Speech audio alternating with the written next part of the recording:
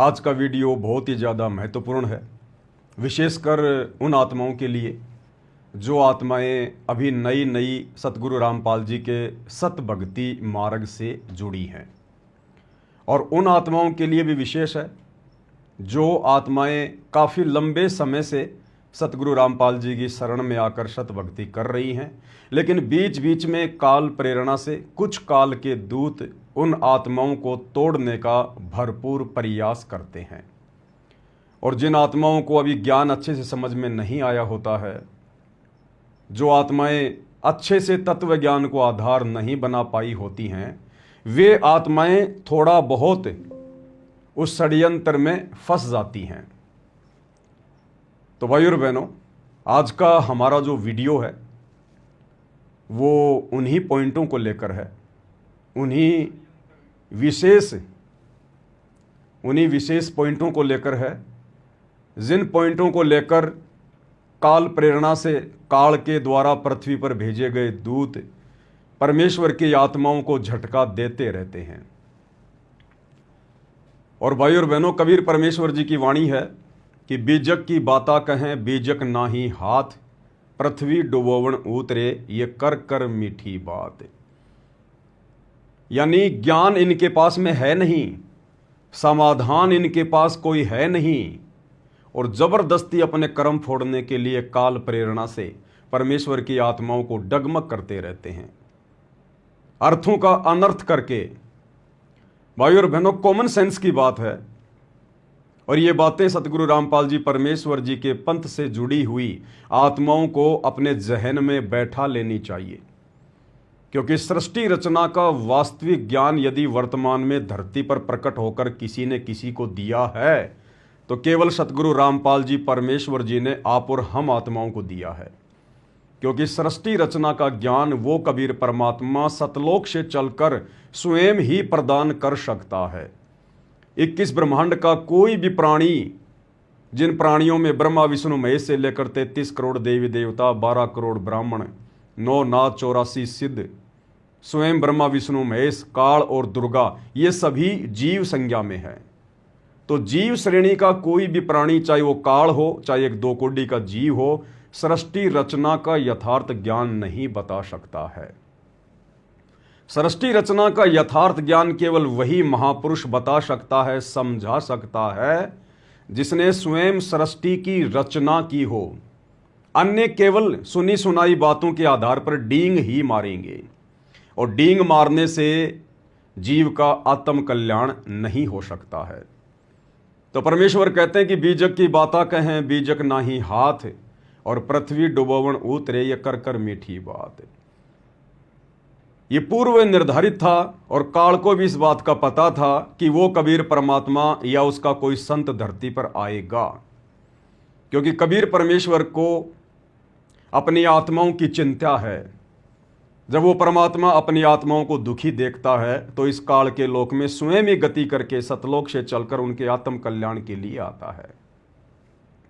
परंतु काल को इस बात पर विश्वास नहीं हो पाता है कि वो कबीर भगवान जिसने सारी कायनात को रचा, सृष्टि को रचा, वो कबीर परमेश्वर जिसने मुझे सतलोक से धक्के मार के निकाला, और वो सतलोक का शहंशाह, क्योंकि सतलोक की तुलना में ये काल का 21 ब्रह्मांड ये एक प्रकार से कचरे का ढेर है, डस्टबिन, कचरे का ढेर।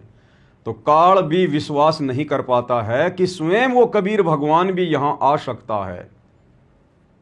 इसलिए काल को हमेशा यही रहता है कि वो किसी न किसी को भेजेगा, मेरे भाइयों में से भेजेगा, या तो जोगजीत को भेजेगा, या ज्ञानी को भेजेगा, या सहजदास को भेजेगा, या फिर अचिंत को भेजेगा। और जिस समय कबीर परमेश्वर अपने पुत्र का रूप बनाकर जोगजीत का जब इस 21 ब्रह्मांड में प्रथम सतयुग में आए, उससे पहले काल के 21वें ब्रह्मांड में तपतशिला पर काल की और अपने पुत्र जोगजीत के रूप में आए हुए कबीर परमेश्वर की एक छोटी सी गोष्ठी हुई थी। कुछ एग्रीमेंट हुए थे, वायदे हुए थे, और उन वायदों में बहुत सारे वायदे हमें गुरुदेव भगवान ने सत्संगों में समझाए हैं, बताए हैं। अंत में काल ने कहा था कि हे परमात्मा, आप मुझे वो सारनाम बता दो, आप मुझे वो मूल मंत्र बता दो जो आप नीचे जाकर आत्माओं को दोगे। उस शब्द को प्राप्त करके आत्माएं मेरे जाल से बाहर निकलेंगी, आपके साथ शतलोक जाएंगी। आप मुझे वो सारनाम बता दो, सार शब्द बता दो। तो कबीर परमेश्वर जो अपने पुत्र जोगजीत के रूप में थे, कबीर परमेश्वर ने कहा कि भाई मैं इतना भी मूर्ख नहीं हूं। हालांकि मूर्खता शब्द तो परमेश्वर के लिए होता ही नहीं है, लेकिन काल ये सोच बैठा था कि मैंने तरह तरह के वचन मांगकर और मैंने अपने भाई को मूर्ख बना दिया है। तो परमेश्वर ने कहा कि मैं इतना मूर्ख नहीं हुआ जो तेरी बातों में आ जाऊंगा, मैं तुझे वो सार नाम बता दूंगा, सार वस्तु का ज्ञान दे दूंगा। और परमेश्वर ने कहा कि जिस मेरी आत्मा के पास, जिस मेरे भगत के पास वो शब्द होगा तो उसको रोक ही नहीं पाएगा, तेरी औकात ही नहीं होगी। खुद ब खुद तू उसके आगे अपना शीस नवा देगा और वो सार शब्द प्राप्त आत्मा तेरे शीस पर सर रखकर शतलोक जाएगा। तो भाई और बहनों, अब आप बताओ, जब 21 ब्रह्मांड के राजा, 21 ब्रह्मांड के भगवान, इस ज्योति निरंजन काल को भी सार नाम का पता नहीं है, परमात्मा ने इसको भी वो सार नाम नहीं बताया, सार शब्द नहीं बताया, तो भला आज इस पृथ्वी पर हर कोने में जो काल के दूत फैले हुए हैं, सतगुरु रामपाल जी परमेश्वर जी की आत्माओं को सत भक्ति से भ्रमित करने में लगे हुए हैं, भला उन काल के दूतों के पास में वो सार नाम, वो सार शब्द कहां से आ जाएगा? क्योंकि हमने तो अपने गुरुदेव के वचनों पर विश्वास करना है, और अपने गुरुदेव मनमुखी रूप से कोई बात नहीं बताते, शास्त्रों से प्रमाण देते हैं। कबीर सागर से दिखाया, वेदों से दिखाया, गीता से दिखाया, आदरणीय गरीबदास जी के ग्रंथ साहिब से दिखाया। तो बताइए, जब उस काल को भी सार नाम की भनक नहीं, सार शब्द की भनक नहीं, तो वर्तमान में सार नाम के नाम पर, सार शब्द के नाम पर काल प्रेरणा से जो लोग 2-2.5 महीने में दाढ़ी वाड़ी बढ़ा के, नवरत्न का तेल लगा के और सफ़ेद लाल पीले कपड़े पहन के सार नाम, सार शब्द का ठेका लेके बैठे हुए हैं, भला उनके पास में कहाँ से होगा? इसलिए परमात्मा कहते हैं कि बीजक की बाता कहें बीजक नाई हाथ, और पृथ्वी डुबोवन उतरे ये कर कर मीठी बात। भाई, आप सारे जहान को मूर्ख बना सकते हो, परंतु सतगुरु रामपाल जी परमेश्वर की उन विशेष आत्माओं को, जिन आत्माओं को गुरुदेव ने तत्व ज्ञान दिया है और जिनके हृदय में वो तत्व ज्ञान समा चुका है, उन आत्माओं को आप काल के छोटे मोटे दूत तो क्या, अगर वो महादूत काल बली स्वयं भी धरती पर प्रकट होकर छलबल करके तोड़ना चाहे तो उल्टा मुंह की खा के जाएगा, मुंह की। परमेश्वर ने अपनी आत्माओं को वर्तमान में इतना दृढ़ कर रखा है। और आपने भाई और बहनों एक कहानी तो सुनी होगी छोटी सी।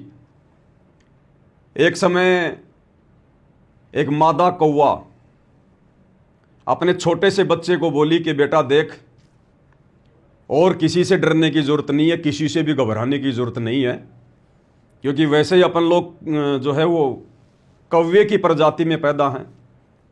और एक कहावत हम लोग पढ़ा करते थे, गांव में भी कहा करते थे बड़े बूढ़े, कि नर में नाई और खग में काग, नर में नाई और खग में काग, इनसे ज़्यादा दिमाग वाला और चतुर कोई नहीं होता है। यानी ये लोग बहुत सोच समझ के काम करते हैं। नर में नाई यानी इंसानों में नाई, सैन, जिनसे अपन बाल वाल कटवाते हैं, और खग में काग और पक्षियों में कौवा, इनसे ज्यादा चतुर कोई नहीं होता।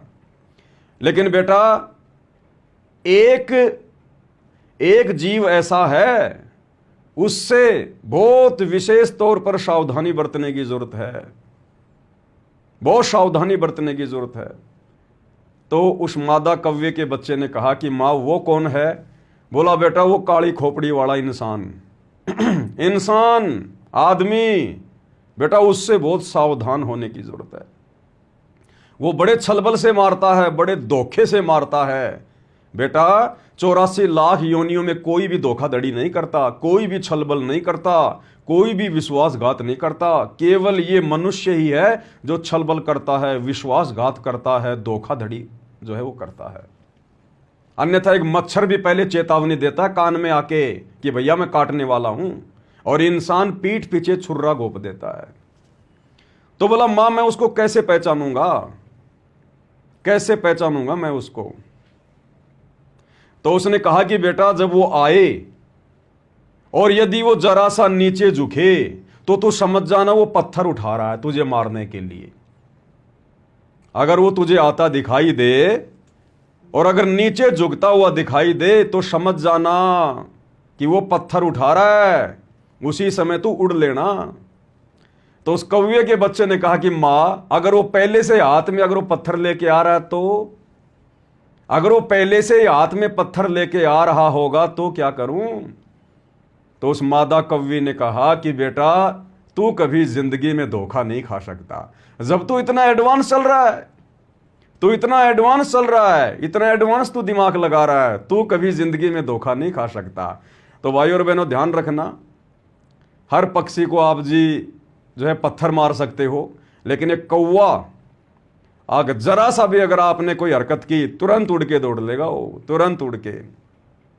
तो भाई और बहनों इसी प्रकार से वर्तमान में सतगुरु रामपाल जी परमेश्वर जी ने अपने सत्सेवक बच्चों को उन कौवों की तरह ये तत्व ज्ञान रटा दिया है, तोते की तरह पढ़ा दिया है।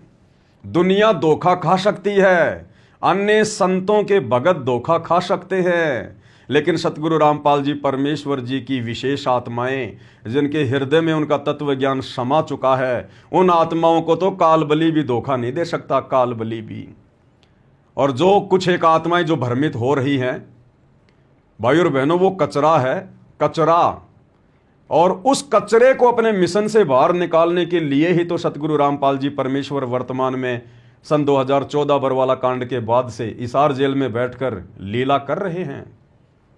ये परीक्षा का दौर है, परमात्मा ने छटनी तो करनी थी अपने कच्चे पक्के हीरों की।